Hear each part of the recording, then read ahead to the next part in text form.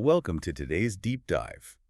We're getting into a really compelling excerpt today from a text called Upgrading Strategy. Right. It's subtitled Fusing Foundation with STEM Intelligence. Exactly. And look, if you're out there trying to, navigate the modern business world or maybe planning your next career move, this is absolutely for you. Or even if you're just trying to understand how massive companies actually run their playbooks behind the scenes. Yeah, because there is this fundamental shift happening right now. Our mission today is to understand how the classic rules of business strategy aren't being destroyed by technology. Or by STEM, science, technology, engineering, and math. Right. They're not being destroyed. They are being radically upgraded. Radically. So whether you're prepping for a board meeting or you're just insanely curious about how companies like Amazon strategize, in real time, we have got a lot of ground to cover. We really do. Okay, let's unpack this. But before we get to the actual upgrade, we need to establish the baseline.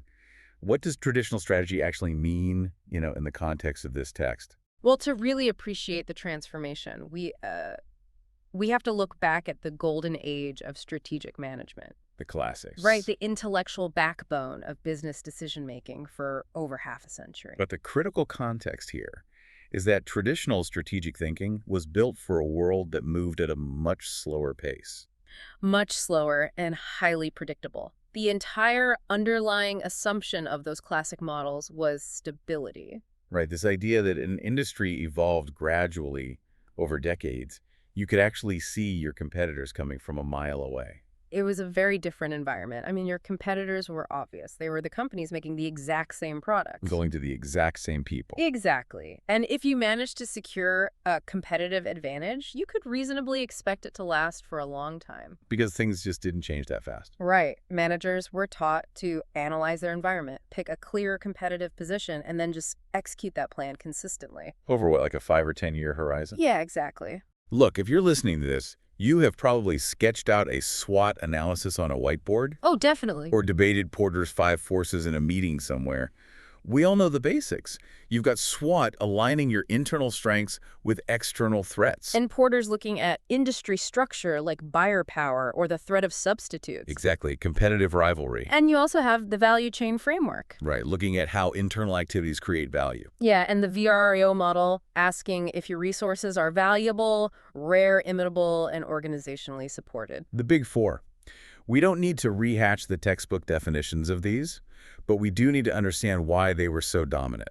Like, why did these specific frameworks rule the business world for so long? What's fascinating here is that these frameworks provided profound analytical clarity in what was otherwise a chaotic business environment. It was sort of the Wild West before them. It really was. Before these models, a lot of business leadership was just gut feeling. Or sheer force of will. Right. These tools took complex situations and disciplined that managerial intuition.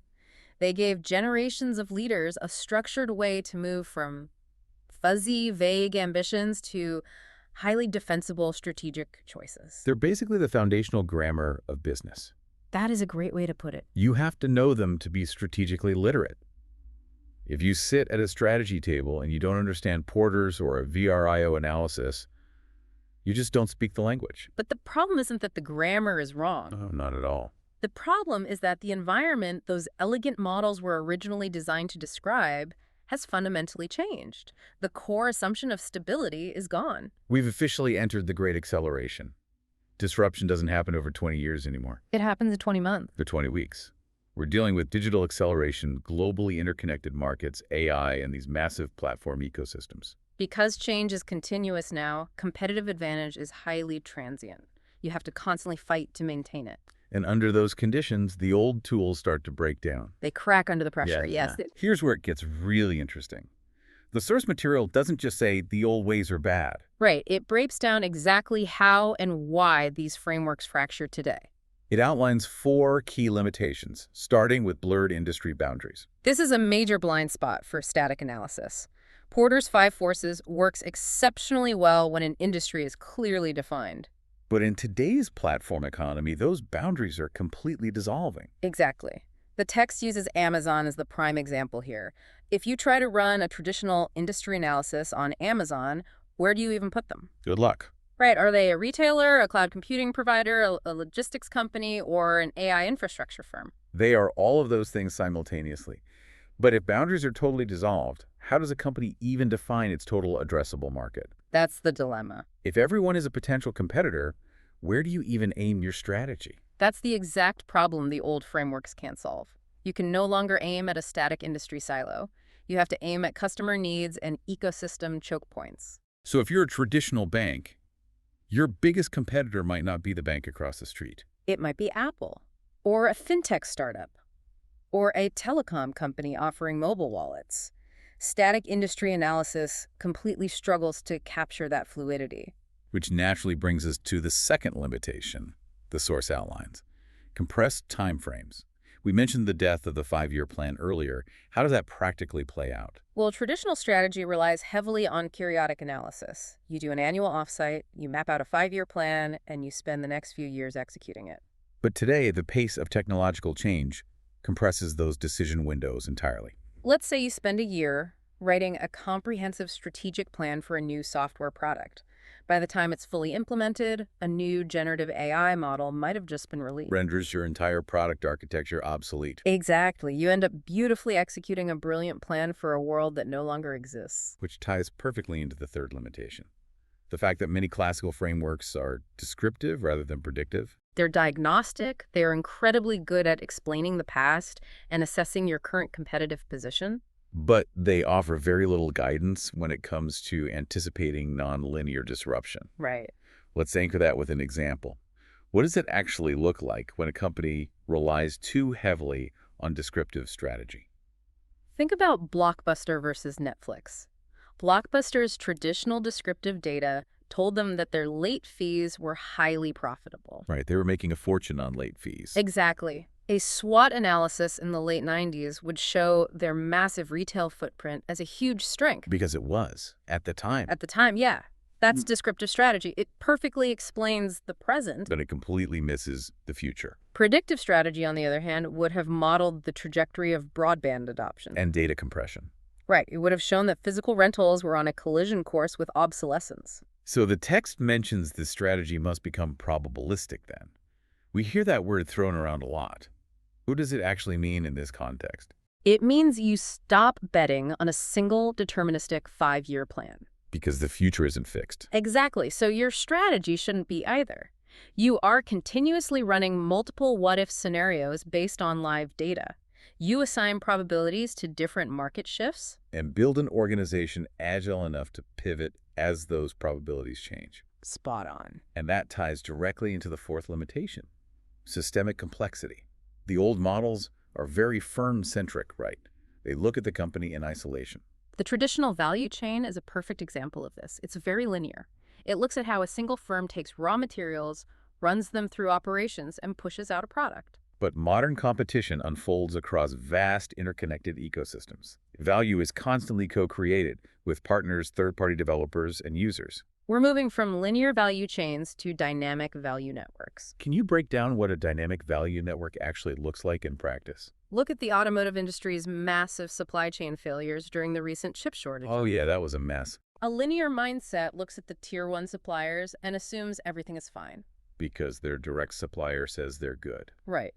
But a systemic value network mindset understands that a minor fire at a semiconductor plant in Asia, combined with a surge in demand for consumer electronics in North America, creates a catastrophic bottleneck for a car manufacturer in Europe. Exactly. Traditional frameworks often underweight these complex interdependencies. So an organization relying solely on the old tools is essentially flying blind. They're trying to navigate an interconnected, hyperfast ecosystem using static, backward-looking maps. It's a recipe for disaster. But before anyone listening decides to toss their business school textbooks out the window, we need to clarify something crucial. The source material explicitly warns against throwing out Porter or SWOT or VRO. Oh, absolutely. It would be a profound mistake to conclude that traditional strategy is obsolete. The core logic of value creation, differentiation, and resource allocation that remains deeply relevant. The fundamental purpose of strategy hasn't changed. You still need to create unique value. What's changing are the tools and cognitive capabilities required to execute it. This is the core thesis of the text, the STEM transformation. or the STEM upgrade. We aren't discarding the classics, we're layering a new, incredibly powerful engine on top of them. In a STEM-powered environment, the effective strategist has to build new analytical muscles to augment classical insight. It's a fusion. The text details 4 specific STEM capabilities that are now mandatory for modern strategy. Let's dive deep into these, starting with predictive modeling. Okay, so we touched on it with the Blockbuster example, but predictive modeling fundamentally alters a strategist's day-to-day work. It solves the limitation of traditional frameworks being merely descriptive. By doing what exactly? It allows firms to ingest vast amounts of historical and real-time data to run complex simulations. You aren't just asking what were our sales last quarter. You're asking what happens next. Right. You're using advanced statistical models to say if interest rates rise by 0.5% and our competitor launches their rumored product 3 months early, what happens to our market share? It moves the organization from a reactive posture to a proactive anticipatory one. Exactly. But to do that kind of modeling accurately, you're dealing with variables that a human brain just can't track simultaneously. Oh, it's impossible. Which is why the second capability is machine learning. Right. Human analysts simply cannot process the sheer volume and velocity of data generated in the modern economy.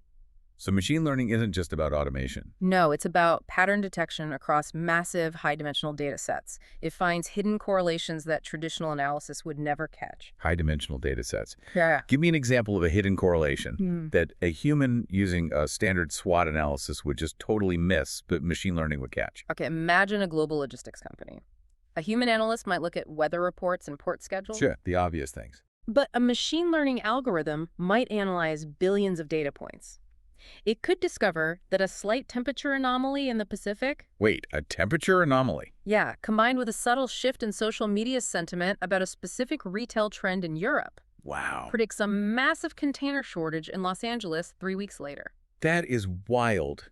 It spots the invisible threads connecting seemingly unrelated events. Precisely. Wait, though. If we rely entirely on these algorithms and predictive models, aren't we just risking algorithmic bias?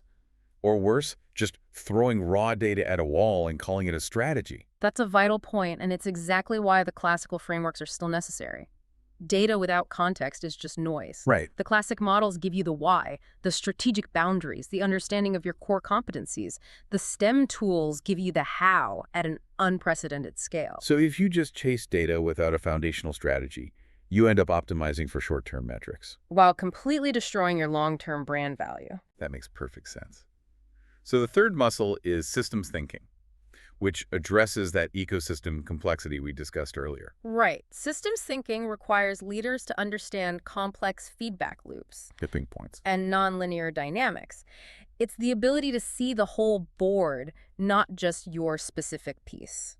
Like when Apple changes its privacy tracking policies on the iPhone. Perfect example. A systems thinker doesn't just look at how that affects Apple's ad revenue. Because that's too narrow. Exactly. They map out how that single change cascades through the entire ecosystem Devastating the business models of social media platforms. and fundamentally altering the customer acquisition costs for millions of small e-commerce businesses. It's mapping the ripple effects before the stone even hits the water. That's beautifully put. And finally, the fourth capability.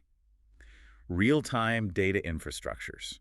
This feels like the final nail in the coffin for the annual strategy retreat. Oh, absolutely. You can no longer afford to wait for a quarterly review to update your strategy.